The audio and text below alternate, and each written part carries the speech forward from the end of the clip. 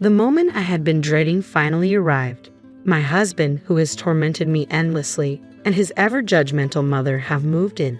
I can't even count the number of tears I've shed and the times I've been hurt. Despite it all, I've held on, trying my best to fulfill my role as a wife and homemaker. But my husband never seemed to care about my struggles. He even decided to move his mother into our home without consulting me. "Is your mom all moved in?" I asked. "Of course she is," he replied. "Well, here's the thing.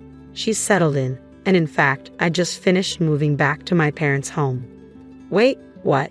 Your parents' place?" His voice over the phone was tinged with panic. I could tell he hadn't seen this coming. "But don't think it ends here. I owe you for all the pain you've caused me. My name is Eleanor, a 44-year-old homemaker. I met Raymond at a party when I was 20, and we instantly clicked.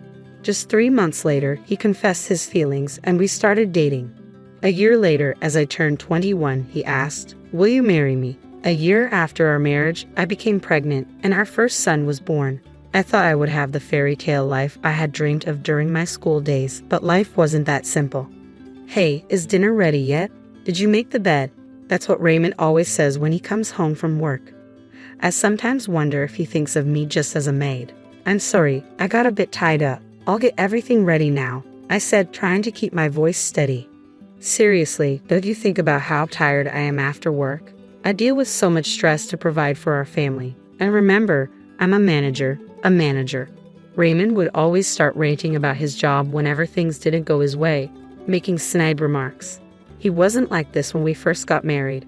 People often ask if I'm okay with how he behaves. Of course, I'm not. It's unbearable.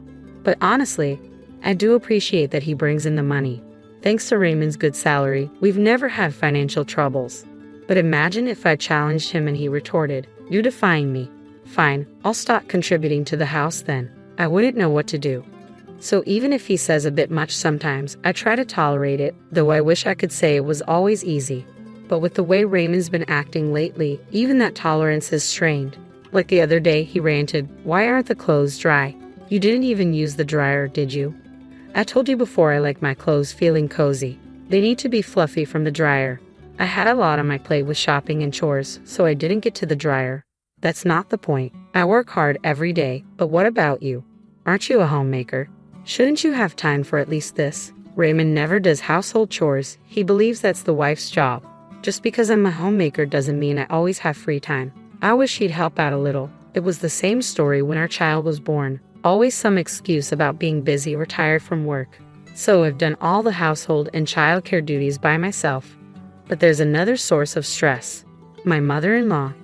"Eleanor, did you clean this properly? And what are you planning for dinner tonight?" Surely not some takeaway. Whenever my mother-in-law visits, she's always like this. She constantly looks for my mistakes and never hesitates to criticize. Both mother and son act similarly. Like they say, the apple doesn't fall far from the tree. And today she started again. "Eleanor, how many times have I told you to clean the house every day to make it comfortable for my son? Why don't you? Are you ignoring my advice on purpose? This is why I was against my son marrying someone like you. You can't even manage the house properly. Just looking at you infuriates me." Constant criticism from Raymond and my mother-in-law. I endure it all with a smile. But there's one thing I just can't overlook: my mother-in-law's gambling habit. Whenever she has the chance, she's playing poker, slot machines, roulette, or craps. She just loves to gamble and spends all her money in the blink of an eye. Worse still, she laughs about it, and Raymond just laughs along with her. Hold on a second. Whose money do you think you're using? The money my mother-in-law spends on gambling comes from our household savings. I've brought this up to Raymond multiple times, but he just brushes it off. "Hey, could you tell Mom? I mean, I could tell her, but if I do, I think she'd be really shocked. Plus, I'm so busy with work." I don't think I can discuss it calmly. He always comes up with these excuses and never asks. So I decide to convey Raymond's message to my mother-in-law for him. "Why can't a mother use the money her son earns?" "He told me I can use as much as I want," she retorted, thinking that Raymond would back me up. I say Raymond feels the same way. "Could you please stop using our household savings without asking?" "Right, honey." But Raymond interjects, "What are you talking about? The household savings are for all three of us, excluding only Mom." Is she wrong? Sorry, Mom. Don't listen to her. She's lying. You can use the money as you always have. This is how Raymond always changes his story depending on who he's talking to. Moreover, he started blaming me for my mother-in-law's gambling habits, saying they worsened after we got married 3 months ago. That's just not true. Even before our marriage, my mother-in-law was gambling frequently. Whenever I went shopping, I'd see her coming out of the local poker club. But when I bring this up to Raymond, he accuses me of lying and then ignores the issue. He'll never see his mother's true colors. These remarks keep coming, and I'm getting fed up. Oh, look at the time. I should get going. Wait, Mom, you didn't forget about our plan, right? How are the preparations? Yes, they're well underway. What plan? What are these two up to? I'm taken aback by Raymond's sudden question and try to figure out their scheme.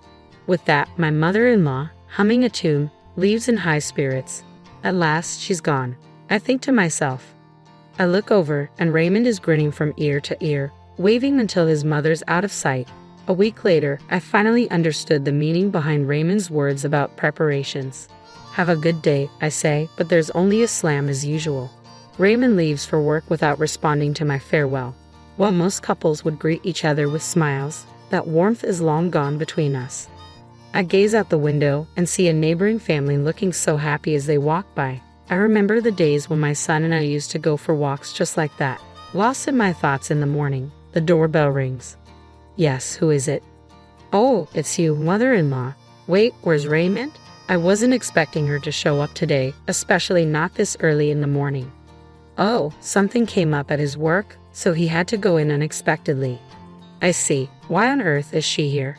She's not expecting to have breakfast with me, is she?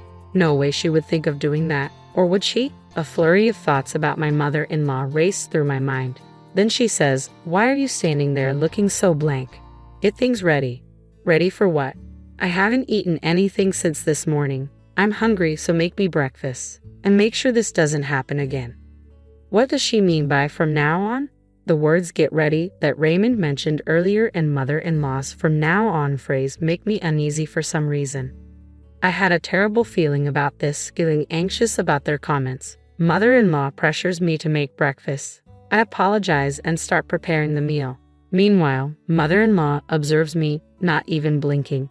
It feels more like monitoring than observing. Maybe it's hard to do under her piercing gaze. Silently and earnestly, I prepare the breakfast. Suddenly, mother-in-law says, "It's pitiful to think my son eats this poorly presented food every day. It looks terrible and probably tastes just as bad. I'd love to know how you manage to cook so poorly." She ridicules me, mockingly laughing and complaining. Why do I have to hear this first thing in the morning? What was supposed to be a pleasant morning feels as if it had turned into a downpour. Sorry for the wait, it took you long enough. How much time do you need for a meal like this? Maybe you should attend a cooking class, then you might be able to cook something decent. Even then, it'd be like getting a D instead of an F. Having a meal alone with my mother-in-law for the first time, seeing her stern face while eating, I lost my appetite, and the meal I put so much effort into tasted bland. Suddenly, my mother-in-law sat down her fork, stating, "I don't even feel like eating this. Clear it away." I'm sorry, I just can't take this anymore. I wish she'd leave sooner. But little did I know, my wish would be shattered in no time. Ring, ring. Excuse me for a moment. Hey, Mom's there, right? Let me talk to her, Raymond requested, handing the phone to my mother-in-law. After Raymond's request, she exclaimed, "You told me we'd discuss that matter, making me come over so early. Now you say you're at work. What's going on?" "Sorry, something came up. I'll be back before noon. Just relax till then." Hurry up. Being with her is just stressful. She ended the call with Raymond and returned the phone to me with a slight throw. Trying to ask what Raymond had said, she just glared and told me he'd be back before noon. 3 hours later, Raymond returned home and immediately asked her, "Sorry, Mom, so are you ready?" "Yes, just need to pack my things." Before I could process it, Raymond dropped a bombshell. "From now on, Mom will live here too." What? It was a shock. I always thought it would be just the two of us living here, but now my mother-in-law will be moving in. The mere thought of my mother-in-law coming here terrifies me. Living a life constantly getting snide remarks from Raymond and my mother-in-law every day, I just can't bear the thought of it. "Mom, I'll help you move on my next day off." "That would be helpful, but don't bring her along. We don't need someone useless." "Don't worry, it'll just be me." The shocking twist left my mind blank. unable to process anything. That evening, Raymond and his mom went out for dinner alone. I pondered our future. How would I coexist with the two of them? Was I just supposed to endure everything, or was there another way? The same thoughts kept replaying, but no answers came. Lost in my despair, tears spilled when suddenly, ring ring, a phone call. Wiping away my tears, I answered, and the voice on the other end was, "Oh," a call from the most unexpected person. The familiar voice echoed in my ear when I picked up the phone. "Mom, it's been a while." "Eric, it has indeed. Have you been well?" "Yeah, I'm good. Granddad and Granny are also doing well. We're all getting along." It was my son, Eric, on the other end. After graduating from college, Eric took a job at a company near our family home. Because his work was close, he had chosen to live with his grandparents away from us. "When will you come to visit? It's been years since you last did. The two of them really want to see you." "I'm sorry, I've been so busy and just couldn't make it to the family home." "Busy with what? Isn't it because of Dad and Grandmother?" He hit the nail on the head. The reason I couldn't visit was indeed because of those two. Raymond didn't like the idea of me visiting my parents. As a homemaker, Raymond only sees me as a mere housekeeper. He has this ridiculous notion that I should always be taking care of the home, and his mother shared the same view. She too only saw me as a convenient housekeeper, always expecting me to tend to the house. So I felt trapped, unable to leave and just living within the confines of our home. It felt like I was a bird caged up. Eric knew this. He once visited this house and remembered the words Raymond and mother-in-law had hurled at me. "Aren't you a homemaker? Then you need to do your household duties properly. A housekeeper who can't even do chores is useless anywhere. Be grateful you're even needed here by us." It was then that Eric first realized the treatment I was getting from the two of them. "I thought as much. I'm sorry for making you worry." "Listen, Mom, I have an idea." Then Eric suggested something unexpected. It was something I hadn't ever considered. "Really? Are you serious?" "Of course. It's to help you, Mom." While it might seem obvious, Eric's words became the lifeline I needed for my hellish life. From the next day, while Raymond was at work, I started implementing what Eric had told me to do, being cautious not to let Raymond notice and always vigilant for the often unexpectedly appearing mother-in-law. There were a few close calls. "Hey, have you been up to something lately?" "Why do you ask?" "Mom mentioned it. She said you've been acting differently. You're not cheating on me, are you?" Last time, Raymond's ridiculous misunderstanding saved me, but I can't underestimate my mother-in-law. She's sharp. I need to be more careful and not let my guard down around her. Still, it's clear that Raymond doesn't really care about me. Well, that's fine. It actually makes things easier for me. In fact, it's a relief. I can't wait to see how they'll react to what comes next. Ring ring. "Mom, how far along are you with the preparations?" "I've got everything ready and I've made a lot of progress. Now we just wait for the day." "Speaking of which, do you know when Grandmother is moving in?" "She's moving in the day after tomorrow. I overheard them talking about it when they were in a good mood. I have to make sure they pay for everything they've done to me. The climax is approaching. The morning my mother-in-law is set to arrive. Don't slack off just because I'm not around. Also, help Mom with the luggage when she gets here and keep the house clean. Mom said she won't forgive even a speck of dust." "I understand." After seeing Raymond off, I start the final preparations. Then the doorbell rings. "Good morning, Mom." "Eric, I'm sorry, but can you help me?" "Of course, let's get this done quickly before Grandmother arrives."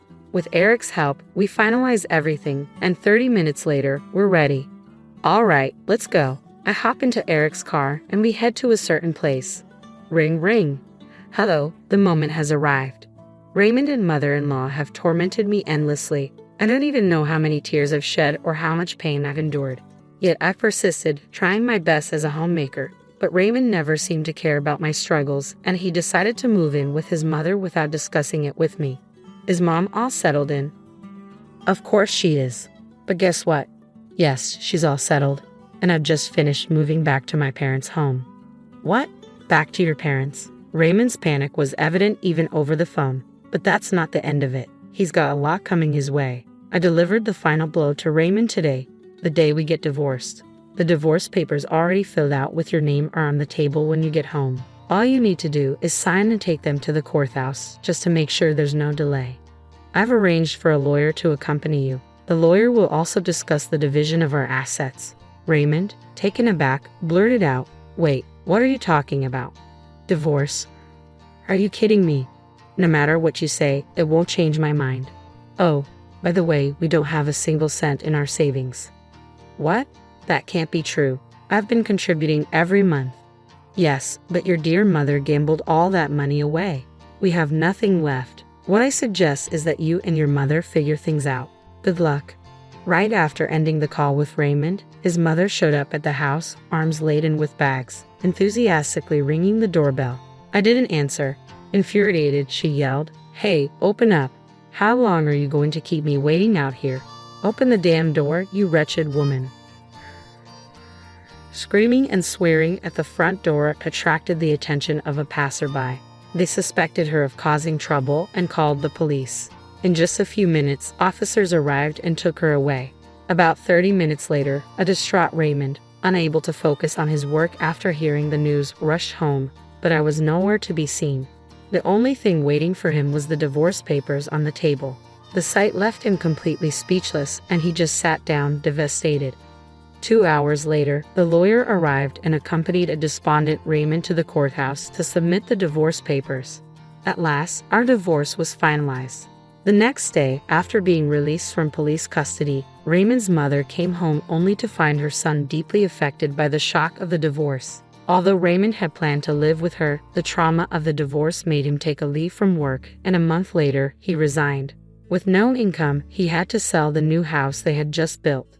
They managed to get by with the money from the sale, but his gambling-addicted mother depleted it all. Rumor has it they now live like homeless people in a nearby park. After the divorce, I began to live peacefully at my parents' house. The money from the sale of the house came to me as well. With that money, I commented, "This place is lovely." Yeah, it's a popular resort hotel these days. I was on vacation with my family, finally free from the nightmare. I could live my life on my own terms. That joy is unparalleled.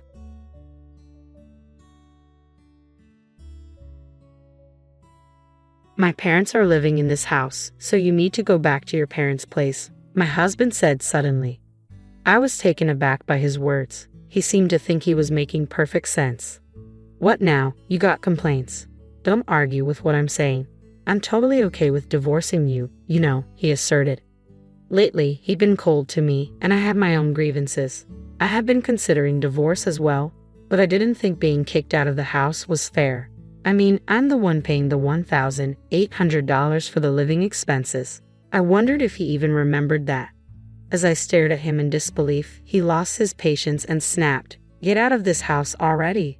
If you're here, my parents won't feel comfortable coming." I truly didn't understand why I had to leave, but I said, "All right, I'll take everything I bought with me." Once I agreed, my husband, contented, said, "Get on with it then," and left. I immediately called a resale shop. "My name is Emily. I currently live with my husband Robert, who's 5 years my senior. We met when mutual friends introduced us, and we unexpectedly bumped into each other while hanging out with them. This led to us spending a day off together. I'm actually thinking of becoming a voice actor. I'm studying for it now," Robert said. Listening to Robert, I thought his deep voice was indeed impressive. I've always had a soft spot for soothing voices and felt drawn to his. He probably sensed my interest. Soon, we exchanged contact information and suggested hanging out alone. Before we knew it, we started dating. Neither of us explicitly said we should date, but we found ourselves in a relationship. Being young at the time, I thought this must be what adult romance feels like. I had just graduated from college and started working, so maybe I was taken by the idea of dating someone who seemed so mature compared to me. Seeing this, my best friend Ashley expressed concern. "Are you sure about dating someone 5 years older?" I confidently replied, "It's fine. Age gap relationships aren't that uncommon nowadays.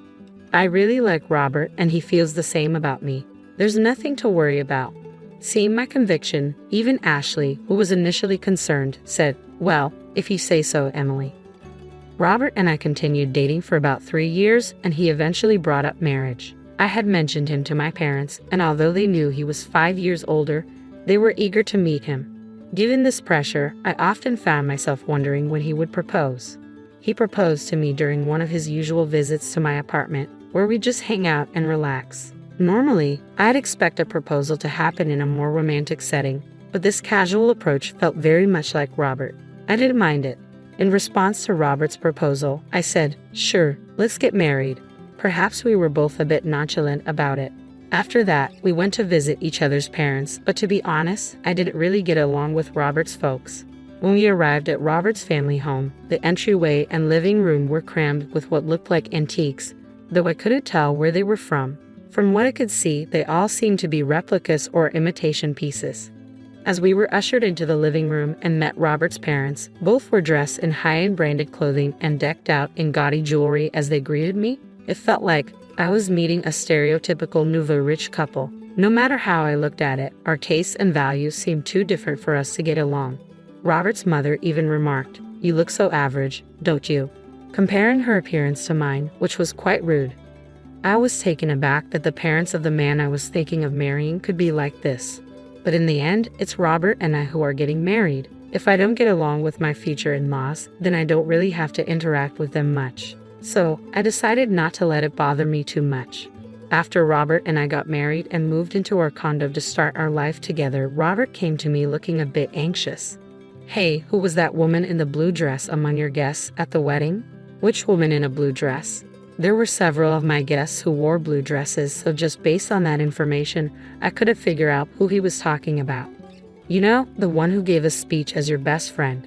"Do you mean Ashley?" "Yes, she was wearing the blue dress." Upon hearing this, Robert muttered, "So it was Ashley." "What's wrong with Ashley?" I asked, noticing he seemed visibly flustered. "Oh, it's nothing major. The other day when I was headed to work, I thought I saw someone who looked like her. That's when I remembered she had given a speech as your best friend at the wedding." I was puzzled at his sudden interest in Ashley and why he was so flustered, but he just chuckled and said, "It's nothing really," and retreated to his room before I could ask anything further.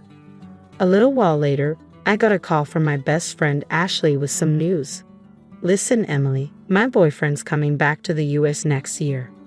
Ashley had been dating her boyfriend since high school. They'd known each other since elementary school, but he had moved away in middle school. Since then, they had been writing letters to each other. By the time they got to high school, they were reunited, and that's when he confessed to her. I always felt content listening to Ashley's bittersweet love stories. I always enjoyed hearing about her love adventures. Her boyfriend, after working for a few years at his company, got transferred to an international branch and had been away from the US for some time. Despite the distance, their communication never faltered, and they remained a close-knit couple. "Do you think he might propose once he's back, and then you guys will get married?" "Oh, Emily, you're always so quick to jump to conclusions. Just make sure to invite me to the wedding. I promise I'll give a heartwarming speech." "Of course. After that touching speech he gave at your wedding, I'll definitely need you to do the same for mine. Don't set the bar too high." We shared a laugh over our tea. We could talk about anything and everything, completely trusting one another. If one of us had a problem, the other would be there, always ready to offer a shoulder to lean on. It was around this time that I started noticing Robert coming home later and later. "Working late again today?" Yeah? You think I shouldn't work or something?" Even after getting married, Robert held on to his dream of becoming a voice actor. While studying for that career, he couldn't quite see the results and had to work part-time jobs to make ends meet. Yet all the money Robert made from his part-time jobs went straight to his voice acting classes, so I had to cover all our living expenses. That's why we couldn't really save up a shared savings. After a while of being married, I realized Robert wasn't willing to give up on his dream for the sake of our family. I kept wondering if part-timers really had to work so much overtime. Robert's daily late nights added to my worries. "Hey, haven't you been working too much lately? They shouldn't be making you do so much overtime, even if it's just a part-time job." "I told you, I'm fine. More money is always better. Just keep your opinions to yourself." By that time, Robert had stopped calling me by my name and just referred to me as you. When we got married, I genuinely believed he would speak to me more gently and frequently, but after our marriage, I ended up hearing harsh words from him most of the time. The once gentle and deep voice of Robert had turned solely into a harsh one. He seemed to be drinking a lot, and sometimes his voice became raspy. Voice acting depends heavily on a healthy throat, so it worried me that Robert, who wanted to be a voice actor, wasn't taking care of his.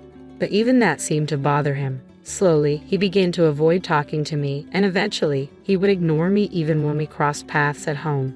That's when I got a call from Ashley. She said she had something to discuss, so I suggested we meet up since I had my own concerns. We decided to chat in a karaoke booth so that no one could overhear us. Ashley seemed very cautious and had specifically reserved a room where she could see the counter and staff from the door. You specifically chose this room? Yes, I wanted a spot where the staff could see if there was a suspicious person outside our door. A suspicious person? Is that related to what you wanted to discuss? At my words, Ashley nodded. She had felt like someone was following her ever since she left her job about a month ago. Now she even felt followed on her days off.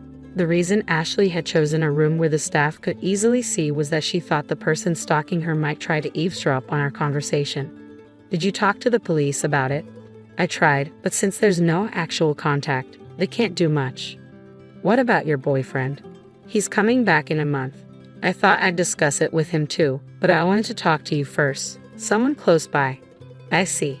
Ashley hadn't gotten a good look at her stalker because she was too scared, so she didn't know if it was a man or a woman. So I decided to stand at a distance and identify the person who was stalking Ashley, and through that, I came to understand who it was. Although I couldn't discuss my rocky relationship with Robert in retrospect, maybe it was for the best, because the one following my best friend Ashley was none other than my husband Robert. He would tell me he had to work overtime daily, but after finishing his shift, he would lurk near Ashley's workplace and tail her when she left. I couldn't believe that the person scaring Ashley was someone so close to me. When I found out, I was beside myself. The look on Robert's face when he was following Ashley was downright creepy. He had this sleazy, unsettling grin. I fell in love and married this man. The instant I saw his face, the love that had lasted for years went cold. I told Ashley the truth and advised her to move immediately. With the help of her coworkers, she managed to have someone drive her close to her new place from the underground company parking lot for a while. After Ashley and I took these measures, Robert became increasingly frustrated, and one day, that frustration exploded. My parents are going to live here, so you should go back to your parents' house, Robert declared suddenly. I was taken aback by his words, yet Robert seemed convinced he was making perfect sense. Got a problem with that, he continued. If you oppose what I'm saying, I'm fine with divorcing you. While I had many grievances with him and even thought that divorce might not be so bad, I didn't think he could just kick me out of our home. I'm the one paying $1,800 for our monthly expenses. I wonder if Robert even remembers that, I said skeptically. He lost his temper. Just get out already. My parents can't move in if you're still here. Why do I have to leave? I don't get it at all, I replied, but eventually said, fine, I'll take everything I bought with me. Seeing my agreement, Robert said, just hurry up, and walked away. I immediately contacted a local buyback service. The next day, they came to our apartment. At first, Robert smirked, thinking I was moving out. However, when he saw the workers assessing all the furniture and appliances, his eyes widened in shock. After they had finished evaluating everything except what was in Robert's room, a staff member handed me a quote saying, the total value is $22,000. I promptly signed, saying, all right, sell it all. Robert, coming back to his senses, grabbed my arm with concern. Why are you selling everything? My parents are going to live here. How can they with no furniture? I shook off his grip. What are you talking about? When we got married, you said you were broke because you were paying for your acting classes. You begged me to handle the rent, furniture, and living expenses. I never imagined you were that broke. I felt deceived. Remember the $1,800 monthly expenses I've been covering. From now on, you'll pay that. And with your parents moving in, I bet it'll be even more, I declared. Robert went pale, but he quickly tried to regain his composure. Thought you could talk about money and I'd cancel the divorce? Who do you think you are? I've already gotten close to a rich lady, he continued. And then I remembered Robert following Ashley recently, if what he considers close was his stalker behavior. Then Robert seriously diluted. Ashley definitely comes from a wealthy family. Grandfather was a businessman, and now her father has taken over. Ashley truly is the perfect heiress, but she doesn't flaunt it. She spends just like me and our friends, and no one judges her based on her family's wealth. However, Robert seemed to have learned about my best friend Ashley's wealthy background and decided she'd be a better match. Could he possibly think that if two people are the same age, the wealthier one is better? That infuriates me, but Ashley would never marry Robert. Ashley's boyfriend, whom she's been dating since high school, is coming back to the States soon. They'll likely get married, she mentioned, feeling really creeped out because someone was stalking her every day. I remarked upon hearing he wasn't close with Ashley and that she found him creepy. Robert was floored. I always escorted Ashley home, he insisted. You're lucky you weren't reported to the cops, I shot back, but I didn't know about any boyfriend. He's been abroad. She chose me over some unknown guy. They've been pen pals since elementary school and apparently talk almost daily. And unlike you, who's only been working part-time jobs, her boyfriend is a successful man recognized even by her father. Robert looked utterly defeated as I spoke. When the buyback workers had taken all the furniture and appliances, he seemed to recover somewhat. If you are all I have, you'll support my dream of becoming a voice actor forever, right? He asked, striking a pose. I gave him a cold look and said, excuse me, I've already been to the divorce lawyer's office and started the process. Let's communicate through our attorneys from now on. Robert, perhaps thinking I still had feelings for him, clung to my waist. Don't say things like that. How have we been getting along all this time? Getting along? When? Ever since you found out my best friend Ashley is a wealthy heiress, you've been cold to me and started hanging around her. Right after I married you. I realized it was a mistake. Robert started crying like a child, even though he's 5 years older than me. Seeing him cry like that only made my already dwindling affection for him drop even further. At this point, I couldn't stand being in the same room with him. Just cut it out. Oh, by the way, I told your uncle who's letting us rent this apartment about our divorce. My uncle? You know he's strict, right? Well, I've been paying all the rent and living expenses until now. So when I told him you might not be able to afford it if I leave, he said he'd make you work for him. That means I won't be able to continue my voice acting studies. You hardly ever practice anyways. Maybe it's time to face reality. Anyway, if you come near Ashley again, I'll report you to the police immediately. Goodbye. I left the house, determined to never look back. I plan to return to my parents' house for now, but I'm thinking of moving closer to my job if I find a good place. As for Robert, it seems his uncle kept his word and made Robert work at his company. Soon after, Robert's parents, who had been planning to leech off their son after he married the wealthy heiress, also moved into the apartment. They too were taken to work at the uncle's company. Seems like the whole family had a habit of taking advantage of others. I'm just glad I was able to get away from such a toxic family. Age difference doesn't really matter, but I think I need to choose my next partner more carefully. On another note, after things with Robert settled, I received a wedding invitation from Ashley herself. She introduced me to her longtime boyfriend, and I truly wish them all the best. My first marriage didn't work out, but I hope Ashley's marriage will